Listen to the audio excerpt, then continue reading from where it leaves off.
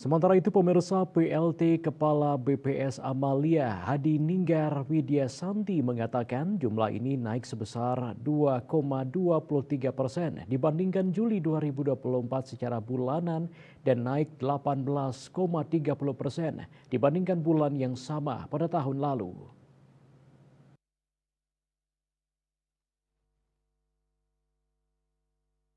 Amalia dalam jumpa media rilis berita statistik di Jakarta dikutip dari kantor berita Antara mengatakan peningkatan jumlah kunjungan Wisman terjadi sejak April 2024 setelah mengalami penurunan di Maret 2024. Sementara itu bila dibandingkan dengan Agustus 2023, kunjungan Wisman juga mengalami kenaikan sebesar 18,30%.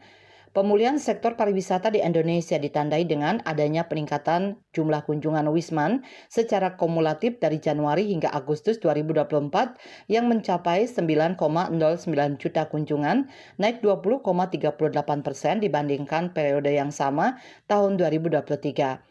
Total kunjungan Wisman secara kumulatif hingga Agustus 2024 ini merupakan yang tertinggi sejak tahun 2020. Namun jika dibandingkan dengan periode yang sama saat sebelum pandemi COVID-19, ini masih relatif lebih rendah. Amalia menyebut Wisman yang berkunjung ke Indonesia pada Agustus 2024 didominasi dari Malaysia 14,09%, Australia 11,47% dan Tiongkok 9,41%. Selanjutnya, kunjungan Wisman kelompok kebangsaan Afrika mengalami peningkatan tertinggi sebesar 34,73%, diikuti Wisman asal Asia selain ASEAN sebesar 26,01% dan Wisman asal Oseania yang mengunjungi Indonesia naik sebesar 21,35%. Di sisi lain, kelompok kebangsaan Timur Tengah mengalami peningkatan terkecil yaitu sebesar 0,46%.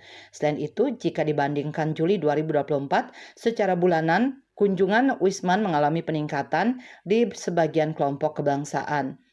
Kunjungan Wisman asal Afrika mengalami peningkatan paling besar, yaitu naik sebesar 25,09% dan diikuti oleh Wisman asal ASEAN yang naik sebesar 11,50%. Sebaliknya, kunjungan Wisman dari Timur Tengah mengalami penurunan paling dalam yaitu sebesar 39,77%. Bali Post melaporkan.